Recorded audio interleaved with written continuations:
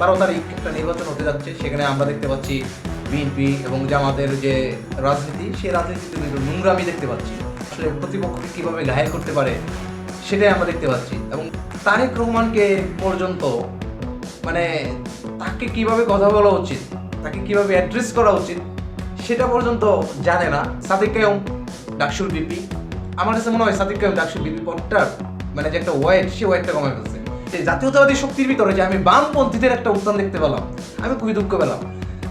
জামাতের সম্মানিত আমির উনি একটা ভুল কথা বললে সেটা সমালোচনা হইতে পারে, সেটার বিরোধিতা হইতে পারে, সেটার বিরুদ্ধে প্রতিবাদ হইতে পারে, আনতে হবে। ইসলামকে কেন এখানে কানেক্ট করতে হবে?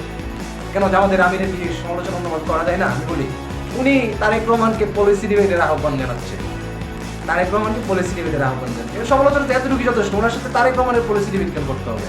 ওনার তো উচিত আগে সবার আগে আপনার চরমুনাই হুজুর যিনি আছেন, চরমুনাই হুজুরের সাথে পলিসি ডিবেট করা। যারা ধর্মকে ব্যবহার করে রাজনীতি করে, যারা ধর্মের দোহাই দিয়ে রাজনীতি করে, যারা বলে আমাতে ভোট দিলে জান্নাতের টিকিট কনফার্ম, যারা বলে যে বিড়ি টাইনে হলেও যদি জামাতের পক্ষে ভোট চায় তাহলে গুনাহ মাফ হয়ে যেতে পারে। জামাতের সম্মানিত আমির উনার তো তারেক রহমানের সাথে পলিসি ডিবেট করার আগে চরমুনাই হুজুরের সাথে পলিসি ডিবেট করা উচিত। চরমুনাই হুজুর যদি জামাতের জুটে থাকতেন, এই যে ইসলামী একটা বাক্স থাকতো ইসলামী দলগুলো, আপনারা আমার গালাগালি করেন, আমিও আপনাদেরকে গালাগাল করবো। আপনারা কি গালাগাল পারেন? আমি আপনাদের যেতে ভালো গালাগাল পারি, চরম লেভেলের গালাগাল পারি। তাদের কাউরি দেখলাম না যে তারা গিয়ে মানে তার আসনের বেকার যুবকদের জন্য কি করতে চায় সেটা কিন্তু নির্দেশনা নেই।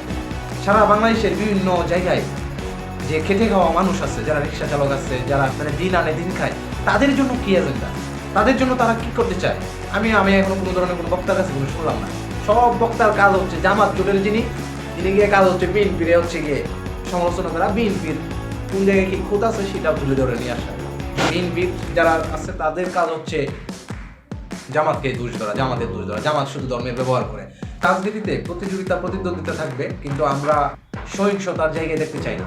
এই নির্বাচনকে বন্ডল করার জন্য দেশি বিদেশি ষড়যন্ত্রটা থাকবেই। এবং ভারতের সবচেয়ে বিশ্বস্ত বন্ধু যেহেতু আওয়ামী লীগ, তো ভারত দিন শেষে অনেক ষড়যন্ত্র করবে। কথা হচ্ছে বাংলাদেশের রাজনীতি, বাংলাদেশের রাজনৈতিক দল, বাংলাদেশের মানুষই নির্ধারণ করবে, এটাই হচ্ছে কথা। এবং কথা দিয়ে, যুক্তি দিয়ে, ন্যারেটিভ দিয়ে রাজনীতি হবে। এর বাইরে সহিংসতার রাজনীতি, নোংরামির রাজনীতি যারা করবে সেটাকে আমাদেরকে বয়কট করতে হবে। আগামীর বাংলাদেশ হবে সম্প্রীতির বাংলাদেশ, আগামীর বাংলাদেশ হবে ঐক্যের বাংলাদেশ।